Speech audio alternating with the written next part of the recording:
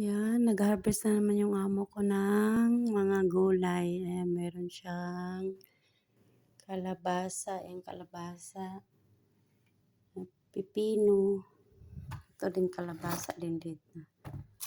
Tapos talong, ayan talong, tapos bell pepper, bagyo beans, ayan. Ayan, mga talong, lalaki ng talong to. Laki. Ayan. Tapos may atsal, bell pepper, ayan, daming talong. Yan po ang naani namin sa taas sa garden. Pagsipag talaga magtanim. Ganda ng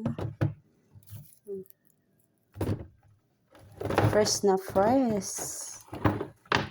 Yan ang bagyo beans. Fresh na fresh yung aming gulay.